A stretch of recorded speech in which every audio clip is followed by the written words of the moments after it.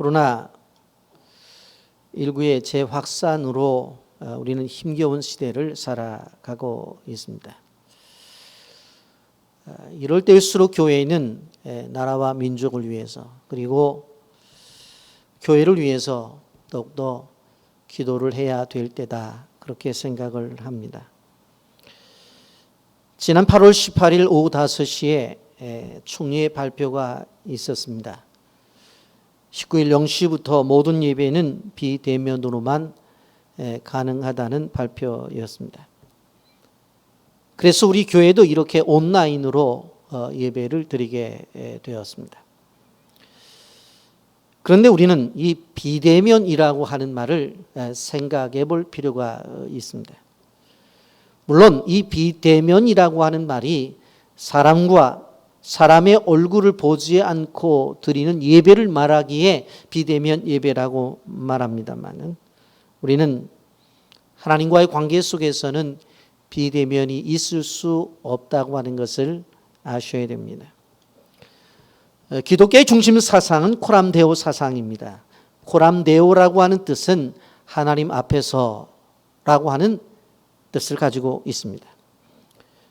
우리가 어느 곳에서 예배를 드리든지 간에 우리는 하나님 앞에 예배를 드리는 것입니다. 지금 가정에서 예배를 드리지만 우리는 하나님 앞에서 예배를 드리는 것입니다.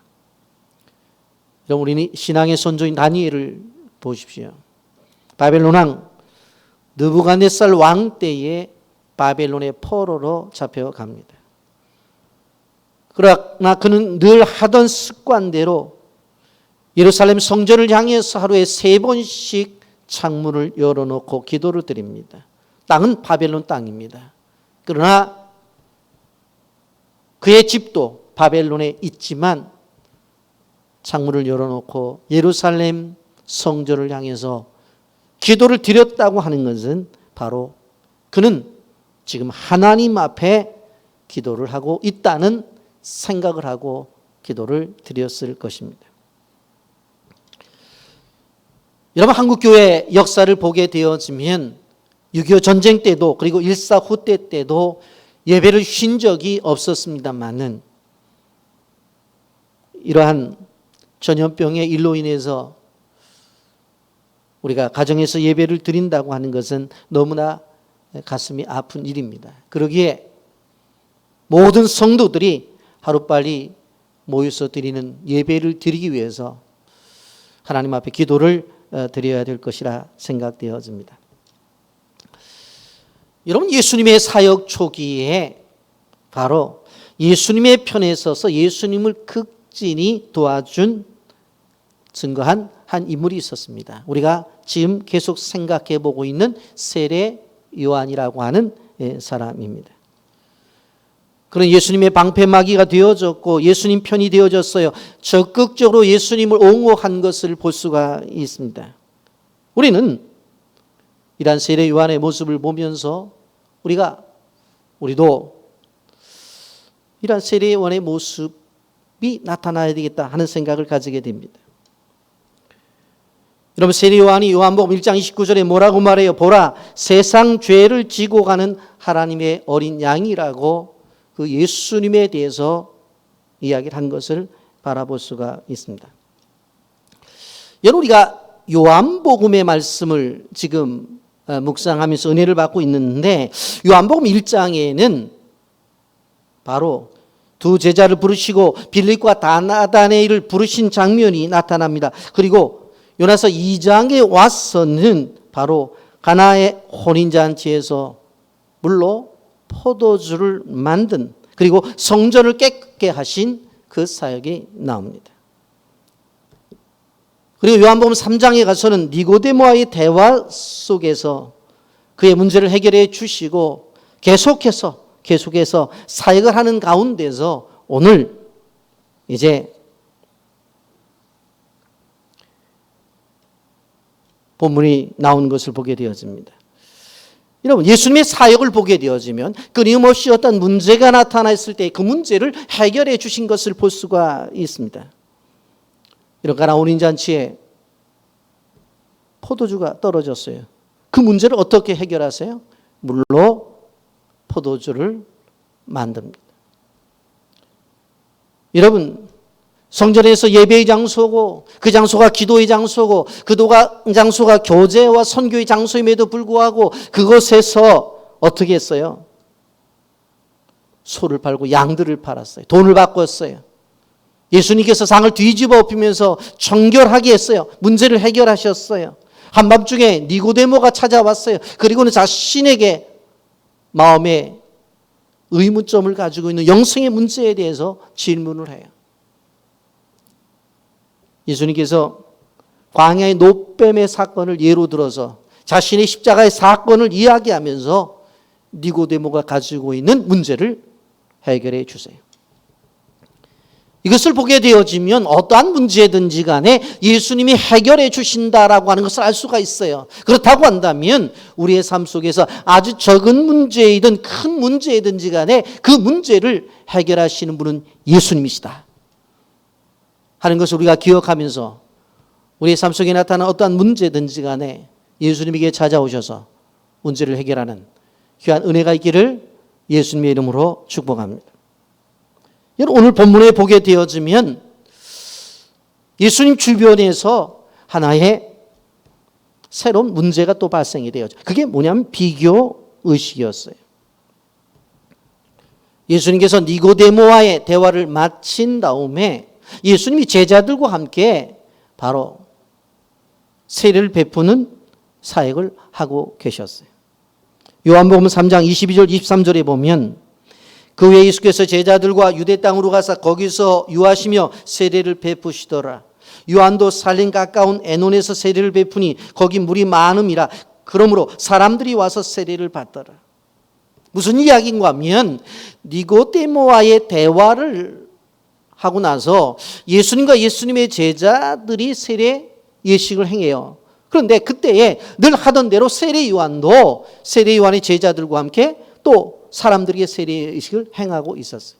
그러니까 두 곳에서 지금 세례 예식이 진행되고 있었다는 거예요. 그런데 세례 요한의 제자 가운데 한 사람이 와서 이렇게 얘기를 해요. 아니 선생님 지금 그 선생님이 이야기했던 그 예수 선생이 세례를 주는 곳에 사람들이 다 몰려가고 있다는 거예요. 아니, 어떻게 이럴 수가 있냐는 거예요. 그 이야기를 하는 거예요. 요한복음 3장 26절 그들이 요한에게 가서 이르되 라비여 선생님과 함께 요단강 저편에 있던 이 곧 선생님이 증언하셨던 이가 세례를 베풀매 사람들이 다 그에게 가더이다. 아니 어떻게 이럴 수가 있습니까? 그러면서 이야기를 해요. 여러분 영적 공동체를 병들게 하는 요소가 있다고 한다면 그 요소는 비교의식입니다. 이것은 사단이 주는 것입니다. 이런 비교의식을 갖게 되어지면 쓸데없이 경쟁하게 되어지죠. 그 경쟁하다가 조금 더 먼저 가는 사람들은 우월감에 사로잡히고 또 늦춰지는 사람은 열등감에 사로잡히고 더 나아가서 패배의식에 사로잡힐 수가 있어요. 그래서 불필요한 아픔이 찾아온다고 하는 것입니다. 그럼 지금 세례 요한의 사역과 예수님의 사역은 분명히 다른 거예요. 그저 자신들에게 주어진 사역을 하면 되는 거예요. 본문 24절에 뭐라고 말해요? 요한이 아직 옥에 갇히지 아니하였더라 그렇게 말해요. 무엇을 예시하는 거예요? 앞으로 요한은 옥에 갇히게 될 것이고 더 나아가서 이 사람은 헤로디아의 일로 인해서 이제 죽을 사람이란 말이에요. 그렇다고 한다면 지금 세례 요한의 사역과 예수님의 사역을 비교할 필요가 없다고 하는 거예요. 이런 비교를 하고 있는데 사실 내용을 보면 사실이 아니에요. 다시 한번 3장 26절을 읽어드리면 그들이 요한에게 가서 이르되 라비여 선생님과 함께 요단강 저편에 있던 이 곧 선생이 증언하시던 이가 세례를 베풀매 사람이 다 그에게로 갔더라. 여기에 보면 선생님이 증언하시던 이가 세례를 베풀었다고 그랬어요. 그런데 첫째 정확한 사실이 아니에요. 왜냐하면 예수님이 세례를 준 게 아니에요. 요한복음 4장 2절에 뭐라고 말해요? 예수께서 친히 세례를 베푸신 것이 아니요 제자들이 베푼 것이라고 분명하게 얘기를 해요. 예수님의 제자들이 세례를 베풀고 있는데 사람들이 가서 뭐라고 말해요? 예수가 세례를 베풀고 있다고 이 거짓말을 하는 것을 볼 수가 있어요.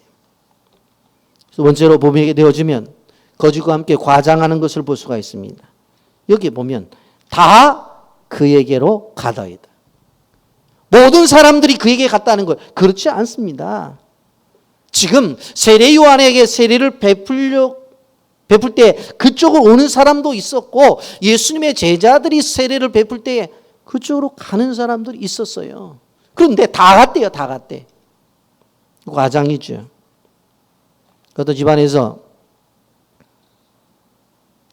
엄마가 아들을 학교에 데려다 주려고 차에 태우고 가고 있는데 옆에 있던 아들이 엄마가 너무 천천히 운전을 하니까 엄마한테 그러는 거. 엄마 이러다가 학교 지각하겠어. 봐봐. 우리 차를 지나가는 제가 벌써 1000대나 지나갔다고. 그랬더니 엄마가 뭐라고 말하냐면 야, 너 말할 때 과장하지 말라고 내가 몇 번이나 얘기했냐. 1000만 번이나 얘기했잖아. 그 아버지, 그 엄마의 그 아들이죠. 아들은 1000대 지나갔다고 했는데 엄마는 1000만 번 얘기했다고 하니까 과장. 이 거짓에는 항상 과장이 붙어 있어요. 그리고 세 번째로 더 많이 갔다는 거예요. 이건 확인이 안 된 거예요. 지금 같으면 휴대폰이 있어서 실시간으로 그 앞에 있으면서 세례 요한 선생님 지금 예수 선생님과 제자들이 세례를 받는 지역에 2명 입장했습니다. 2명이 세례를 받고 나왔습니다. 그랬더니 3명이 들어가네. 뭐 그런 게 있어야 되는데 이 시대에 그런 게 어디 있어요? 잘 몰라요. 근데 확인이 안 된 것을 얘기하잖아요. 그러면서 이런 생각도 했을 거예요. 야, 생각을 해봐. 세례의 원조라고 하면은 우리 선생님이 제일 먼저 했잖아. 그리고 예수 선생도 우리 선생님한테 세례를 받았잖아.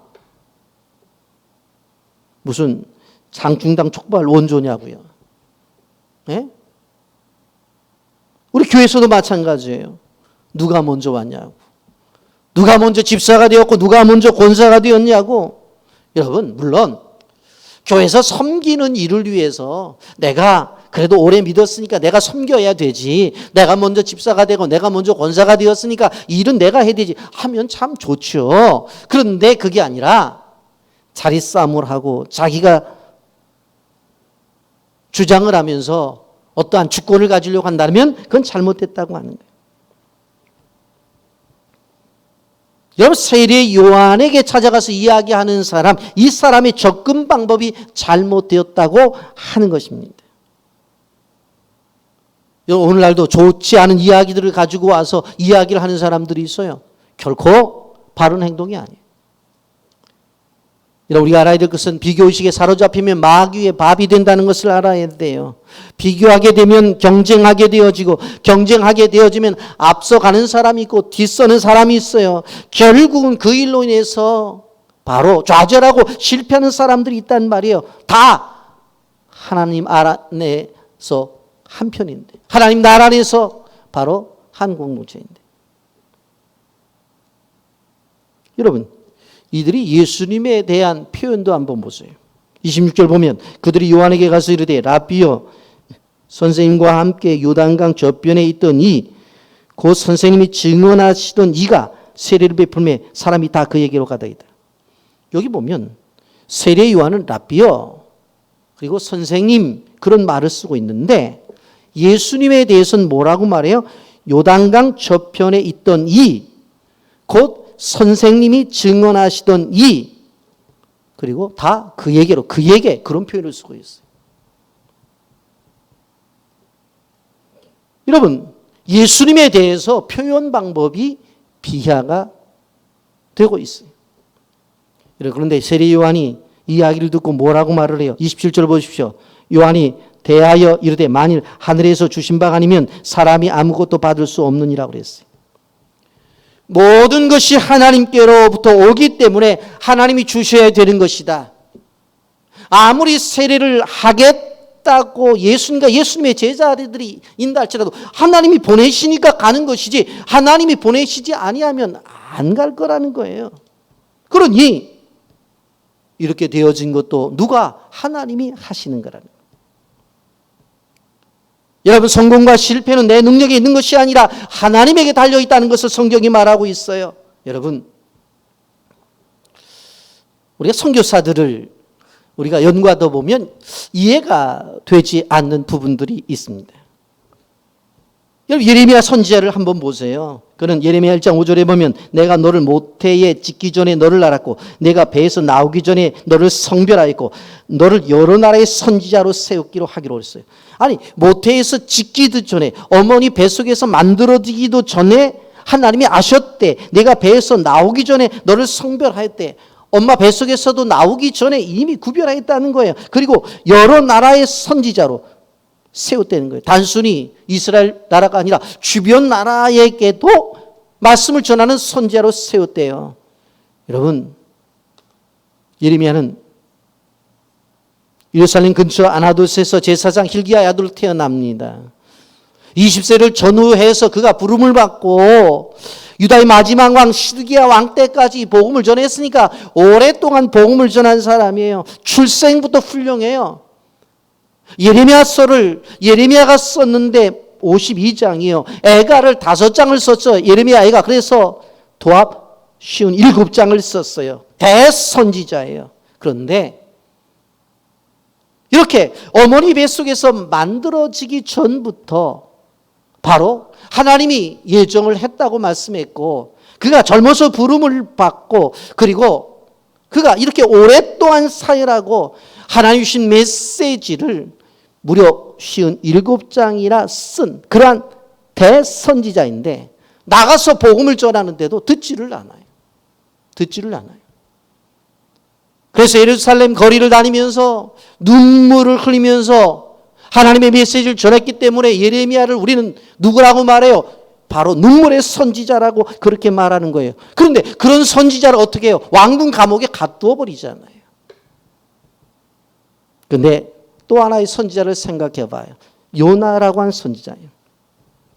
하나님께서 저 니느웨 백성들이 죽게 생겼으니까 가서 복음을 전하라고 했어요. 그랬는데 니느웨가 뭐라고 말을 해요? 아니, 왜 그 이방 나라에 가서 복음을 전해야 되냐고. 싫다고. 그리고는 다시스로 가는 배를 타고 도망가 버려요. 그러다가 결국은 풍랑을 만나서 물고기 뱃속에 들어가고 그 속에서 알겠습니다. 하나님 명령 따르겠습니다. 나와서 가서 니느웨 가서 말씀을 전하잖아요.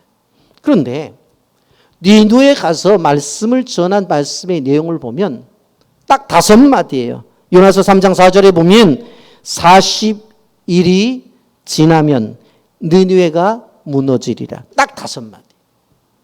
40, 아르바임, 일이, 욤, 지나면 오드, 니느웨 무너지리라. 네어 파케트라고 하는 히브리어로 딱 5마디. 그런데 여러분, 이런 5마디의 메시지를 전했는데 어떤 일이 벌어져요? 니느웨 백성 12만 명이 하나님 앞에 회개하고 돌아와요.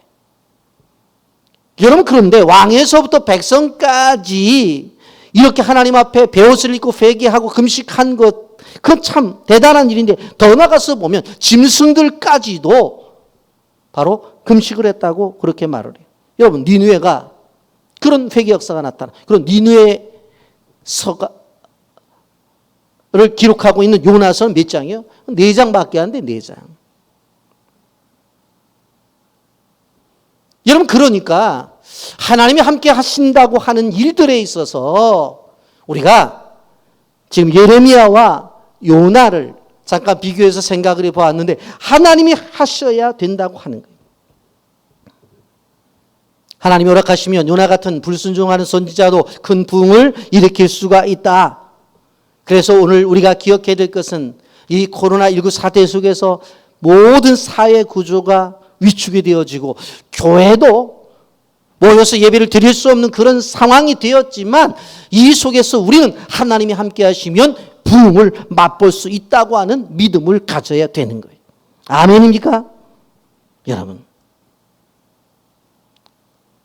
그래서 우리는 내일 새벽부터 한 주간 동안 광야에 서서라고 하는 주제를 가지고 특별 가정 새벽 기도회를 준비했어요. 새벽에 온 가족이 모여서 한 주간만이라도 새벽을 깨워야 되겠다. 그리고 하나님 앞에 우리가 서야 되겠다.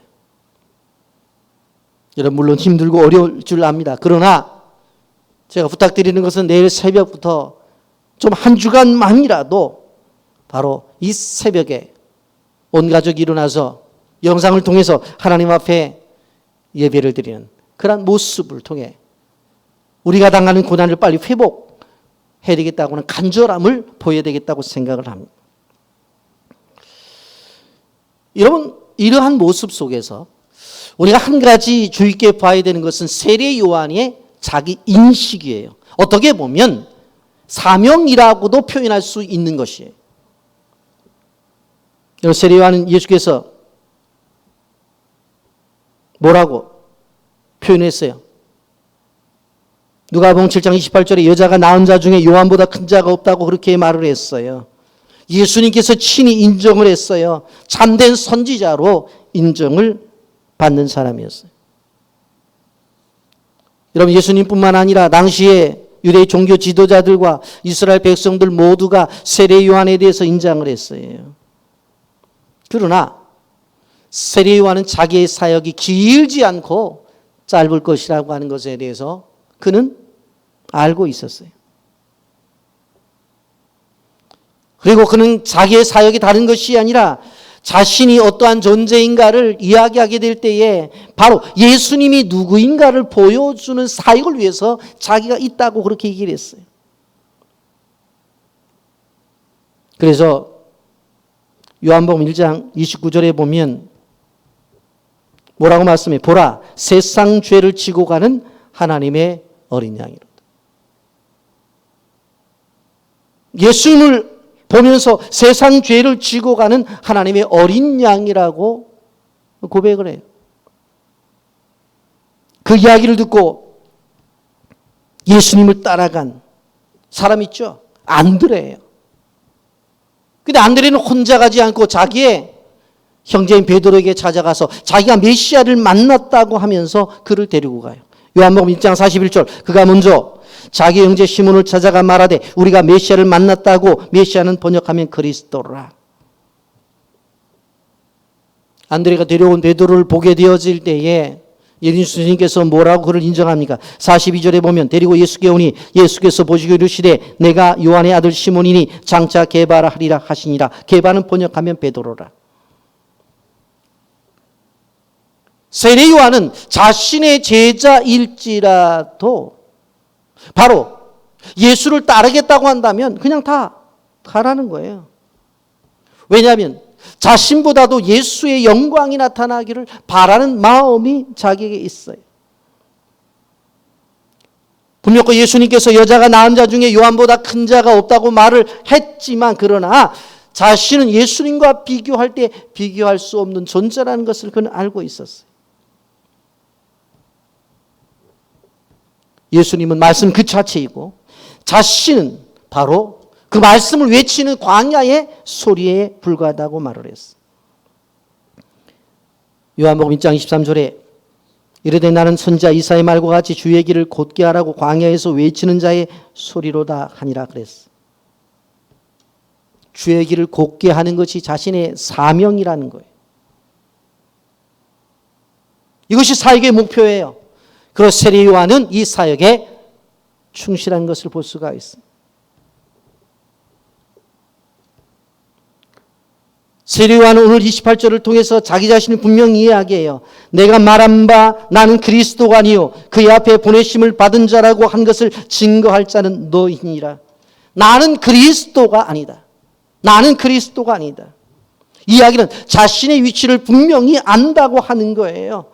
그러면서 내가 오실 메시아를 증거하는 사람으로 서 있지 않느냐. 그러니 너희들이 분명히 아니까 이 사실을 다른 사람들에게 나가서 증거하라고 하는 거예요.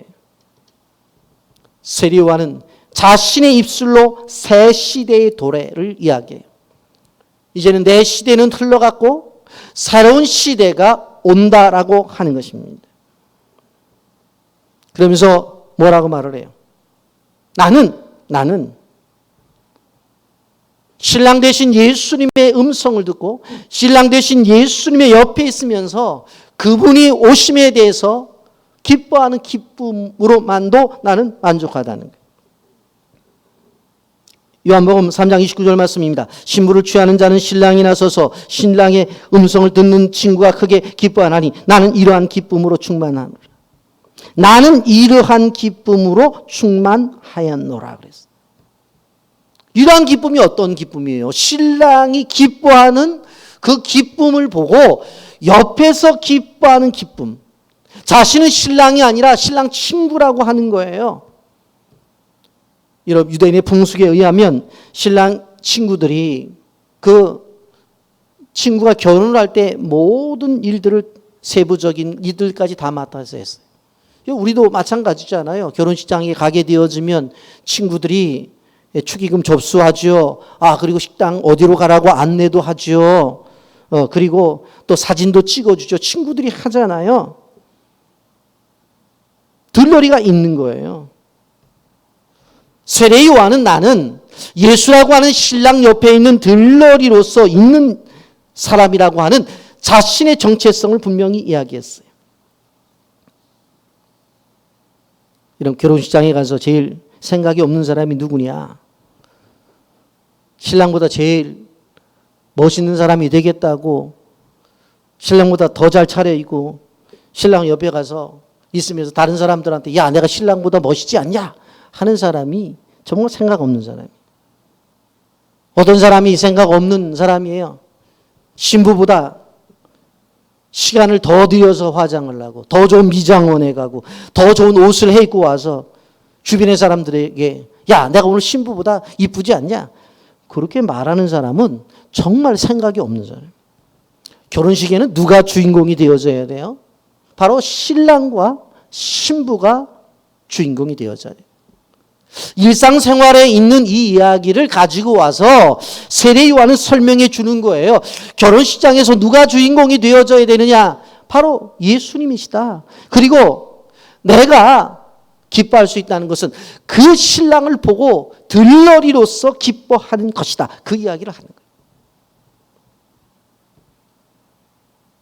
여러분, 이것을 사도 바울은 이렇게 표현했습니다. 빌립보서 1장 20절에 보게 되어지면 나의 간절한 기대와 소망을 따라 아무 일에든지 부끄러워하지 아니하고 지금도 전과 같이 온전히 담대하여 살든지 죽든지 내 몸에서 그리스도가 존귀하게 되게 하려 하나니 그랬어요. 나의 삶에 있어서 살든지 죽든지 간에 내 몸에서 그리스도가 존귀하게 되어지는 것, 이것이 바로 내 인생의 삶의 목표다. 그렇게 사도 바울이 고백을 하고 있습니다. 영상 보고 말씀 계속하겠습니다.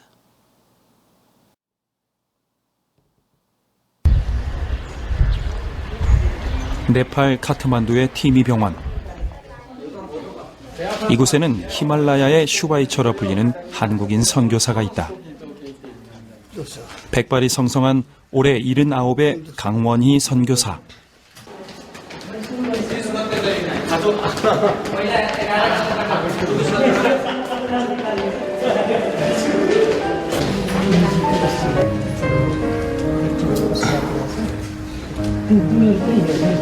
강 선교사가 환자를 보는 것은 그저 의료기술과 지식이 아니다. 그에게는 누구보다 큰 사랑이 있다.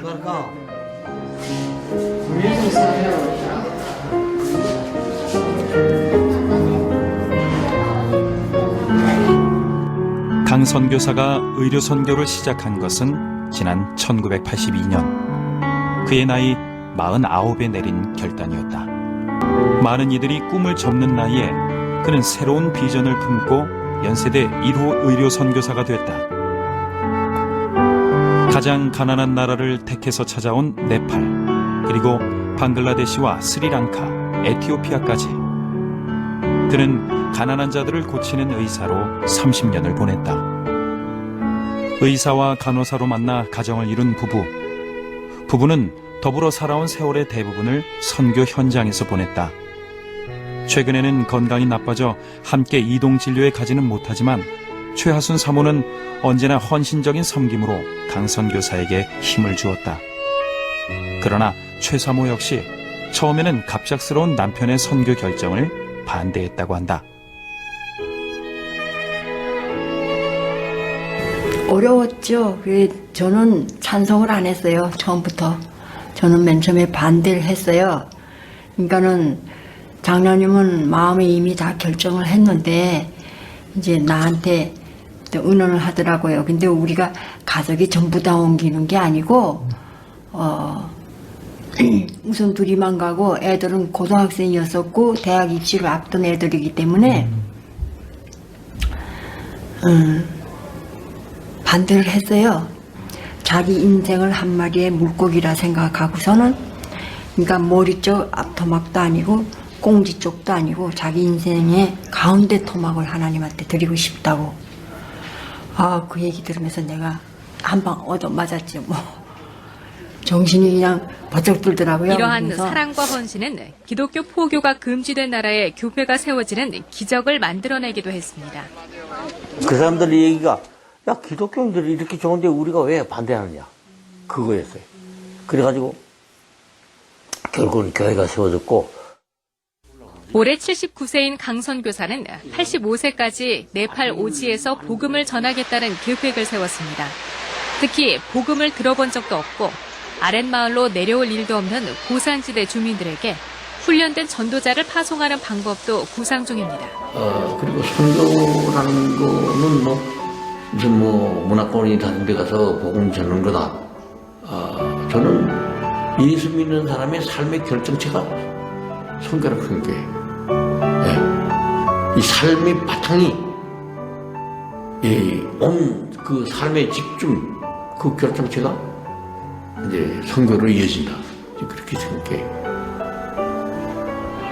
30년 세월, 삶이 선교가 되고 선교가 삶이 되었다.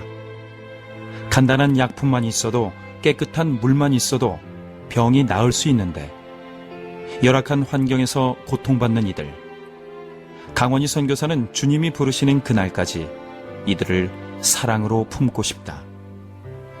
의사는 돌보고 하나님께서 치료하신다는 믿음을 붙잡고 말이다. 부르심을 받는 그날까지 과정 속에서 내가 얼마나 하나님께로 향한 그 열정, 사랑, 그 섬김, 헌신, 그것이 하나님 보시기에 참 아름다울까, 마음에 드실까. 멀고도 멀었다. 내가 방향은 정했지만은 그 길 가는 것이 이게 내 힘으로 이루어지는 것이 아니구나. 이것도 하나님 은혜 가운데, 하나님 도우시는 가운데 가능하다. 요한복음 3장 30절에 그는 흥하여야 하겠고 나는 쇠하여야 하리라 하니라고 말씀했어요. 우리가 방금 전에 본 네팔 강원희 선교사의 삶을 보면 좀 더 이해할 수 있습니다. 여러분, 세례 요한은 예수님이 흥하도록 하는 것이 자신의 사역이라고 생각했어요. 당시의 사람들은 예수님을 무시했던 것을 볼 수가 있습니다. 그런데 세례 요한은 그러지 않았어요. 제가 목회를 시작하면서 생각한 것이 있었습니다. 이 시대에 어떠한 목회 철학을 가지고 목회를 하면 하나님이 원하시는 목회를 할 수 있을까? 기도를 하면서 받은 말씀이 요한복음 3장 30절 말씀이었습니다. 그는 흥하여야 하겠고 나는 쇠하여야 하리라. 이 말씀을 한문으로 바꾸니까 흥주쇠아라는 말이 됩니다. 그래서 예전에 제 사무실에 국전에 입선한 분에게 부탁해서 글을 쓰고 표고를 해서 사무실에 걸어놓았었는데 보신 분들 계셨을 것입니다. 여러분, 세상의 나라는 나는 흥하여야 하겠다는 신조를 갖고 살아갑니다. 그래서 세례 요한은 뭐라고 말을 해요? 지금 그 밑에 있는 사람들은 누구에게 세례를 더 많이 받으러 가느냐, 거기에 집중하고 있어요. 한마디로 말하면 이기주의에 가득 차 있단 말이에요. 그런데 그들을 향해서 뭐라고 말을 해요? 그는 흥하여야 하겠고 나는 쇠하여야 하리라. 이것은 예수님을 향한 신앙 고백이에요. 동시에 그 당시에 사람들에게 있었던 이기주의를 깨트리는 새로운 선언이에요. 여러분 한번 생각해 보십시오. 만약 그때에 세례 요한이 흥했으면 어떻게 되었을까? 바로 예수님은 가리워졌을 거예요. 여러분 오늘날도 마찬가지예요. 우리가 너무 흥하기 때문에 예수님이 가려질 수 있어요. 교회가 너무 흥하기 때문에 예수님이 가려질 수가 있어요. 바로 우리가 쇠하는 것이 부흥의 비결이라는 것을 우리는 알아야 돼요. 그래서 망함으로 흥하는 법을 배워야 돼요. 여러분 우리가 학교를 다니게 되어질 때에 인생의 목적을 이야기하면 자아실현이라고 하는 것들을 학교에서 가르쳤어요. 저도 배웠어요. 그래서 맞아, 내 속에 있는 뜻을 이뤄내야지. 힘들어도 견뎌내야 되지. 이 과정을 이겨내서 내가 마음속의 뜻을 굽히지 않고 꼭 목적을 달성하겠다. 뭐 그런 생각을 가졌어요.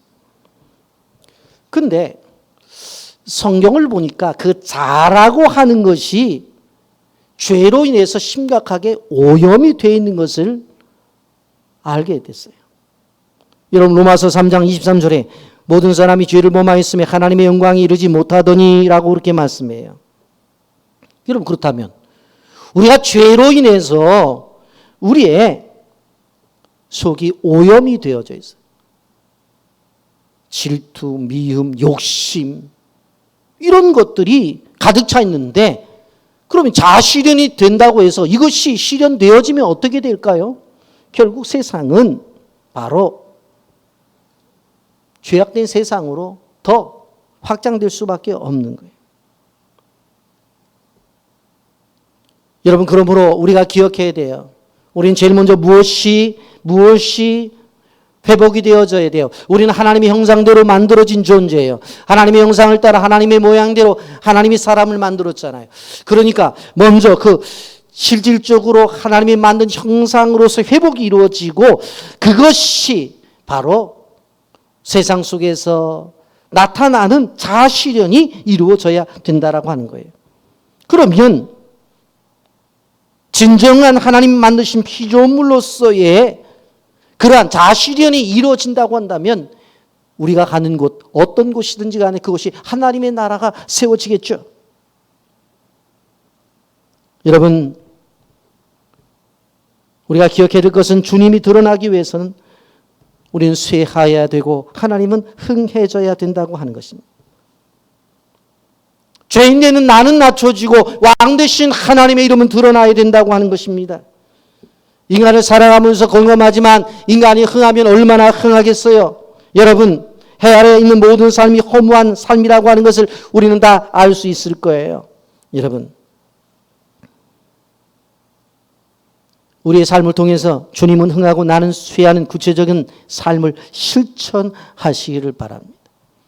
아무리 그것이 작은 것이라 할지라도 주님이 흥하고 나는 쇠하겠다고 하는 생각을 갖고 나가게 되어질 때에 바로 하나님이 세워주시는 경험을 할 수가 있다고 하는 것입니다. 사람과의 관계 속에서 욱하고 올라올 때가 있어요. 그럴 때 어떻게 해야 돼요? 나를 죽여야 돼요. 이러한 것들이 쉽게 되지는 않아요. 오히려 화를 내는 용기보다도 나를 죽이는 용기가 더 힘들어요. 그럼에도 불구하고 우린 그렇게 해야 돼요. 왜? 하나님의 자녀들이기 때문에. 이것이 예수님의 삶이에요. 이런 빌립보서 2장 5절부터 11절의 말씀에 보면 이렇게 말씀합니다. 너희 안에 이 마음을 품으라. 곧 그리스도 예수의 마음이니 그는 근본 하나님의 본체시나 하나님과 동등됨을 취할 것으로 여기지 아니하시고 오히려 자기를 비워 종의 형체를 가지사 사람들과 같이 되셨고 사람의 모양으로 나타나사 자기를 낮추시고 죽기까지 복종하셨으니 곧 십자가에 죽으심이라.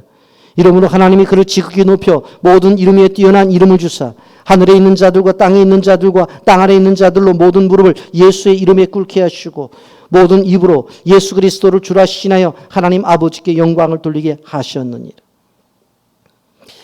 너희 안에 이 마음을 품으라. 곧 그리스도 예수의 마음이니. 그리스도의 마음이 어떤 것이라고 그랬어요? 동등됨을 취할 것으로 여기지 아니하시고 종의 형체를 가졌고 사람과 같이 되었고 나타나서 자기를 낮추셨고 나중에 죽기까지 복종하신 것. 이거 예수님의 마음이고 태도란 말이에요. 그랬더니 하나님이 어떻게 해요? 나중에 예수님을 세워주는 것을 볼 수가 있습니다. 세상의 사람들은 자기가 흥하기 위해서 살아갑니다. 자신이 성공을 위해서 살아가요. 그래서 수단과 방법을 가리지 않고 자기가 성공할 기회라고 한다면 찾아가요. 그런데 우리는 주님을 위해서 우리 자신을 쇠하게 하고 주님을 위해서 낮아지는 자리로. 그래서 오히려 나를 통해서 주님이 흥하는 그러한 모습을 보여야 돼요. 이것이 그리스도인이 가지고 있는 경쟁력이에요. 주님을 흥하게 하는 것이 이 땅에 우리가 살아가는 목적이라고요.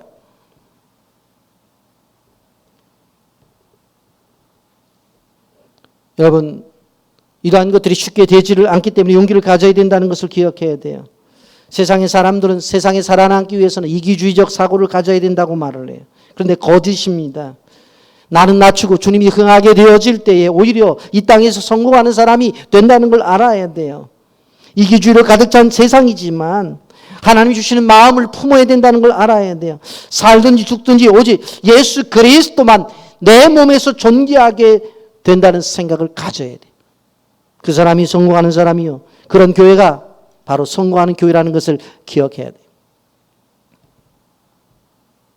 여러분, 유명한 교행학 지휘자인 토스카닌이라고 하는 사람이 있습니다. 대원들에게는 아주 폭군적인 지휘자였다고 알려져 있습니다. 그러나 그는 베토벤의 해석에 있어서 권위자였었어요. 한 번은 제2 고향곡을 연주를 했습니다. 연주가 끝난 다음에 관객석에 앉아있는 모든 사람들이 일어나서 박수를 보냈어요. 그것을 보고 다른 중에 한 사람이 이렇게 옆 사람에게 속삭입니다. 오늘날 정말 내가 생각해도 훌륭한 연주였어요. 그런데 분명코 연주회가 끝나면 저 영감은 우리에게 칭찬하지 않고 또 나무라겠지? 그러면서 투덜거렸어요. 그런데 그 이야기를 들었는지 안 들었는지 토스카니니가 대원들에게 한 말이 의미가 있어서 지금까지 전해집니다. 그런 대원들을 앞에서 이렇게 얘기했어요. 내가 누구냐? 토스카니니다. 토스카니니가 누구냐? 아무것도 아니다. 여러분도 아무것도 아니다. 베토벤이 최고일 뿐이다. 여러분이 베토벤이 있으니까, 그분이 작곡한 것이 있으니까 토스카니니가 그 작곡한 곡을 해석해서 지휘자로 연주를 하고 그리고 대원들도 그 연주를 할 수 있는 것이에요. 베토벤이 없으면 지휘자도 없고 연주자도 없는 거예요. 우리가 세상을 살아가면서 예수 그리스도가 계시지 않는다고 한다면 우리의 삶이 인정을 받을 수 있을 거라고 생각해요. 그렇지 않아요. 우주와 인간을 만드신 작곡자이며 자연세계 속에서 자기의 글을 내놓으신 작사자가 하나님이세요. 그분을 나의 주인으로 인생관을 가지고 살아가게 되어질 때에 그 삶에 의미가 있고 가치가 있다고 하는 것입니다.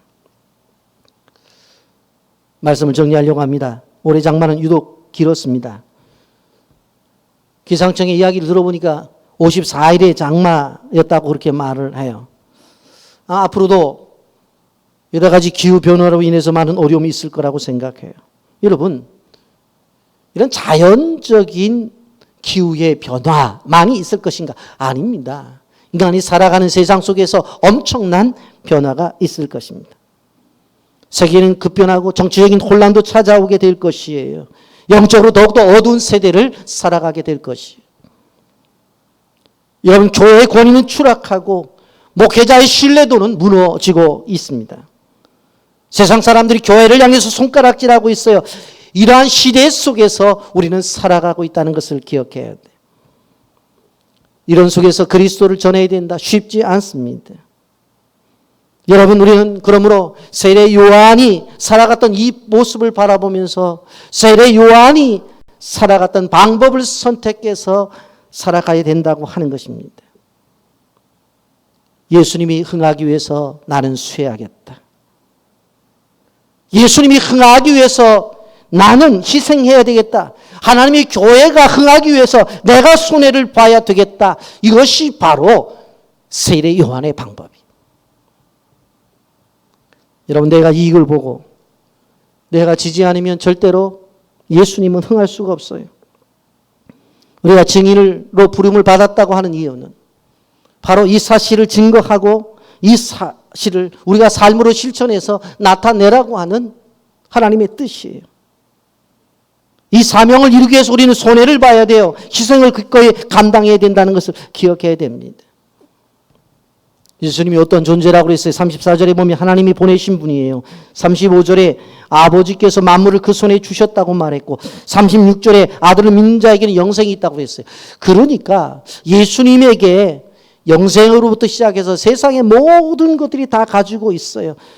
그렇기 때문에 그분 앞에 가야 돼요. 35절에 아버지께서 아들을 사랑하사 만물을 다 그의 손에 주셨다고 했어요.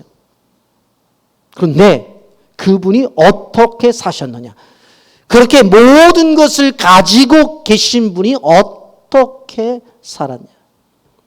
자기가 가지고 있는 것을 자기 것이라고 주장하지 않았어.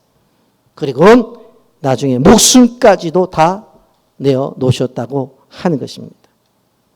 여러분, 그렇다고 한다면 오늘 우리는 세례 요한의 방법을 뛰어넘어서 예수님의 삶의 방법을 배워 오늘 이 어려운 세대를 우리가 살아간다고 한다면 적게는 내 마음에서부터 우리 가정에서부터 더 넓게 교회 더 나아가서 이 나라 임족과 열방에게까지 나라는 존재를 통해서 하나님의 나라가 세워질 수가 있다고 하는 것을 꼭 기억하시면서 자신은 쇠하고 예수가 흥하기를 원했던 세례 요한의 삶의 방법이 저와 여러분의 방법, 우리 빛의 교회, 이 땅의 교회의 방법, 그리스도의 방법이 되어서 하나님의 나라를 바로 세워나가는 축복이 있기를 예수님의 이름으로 축복합니다. 아멘.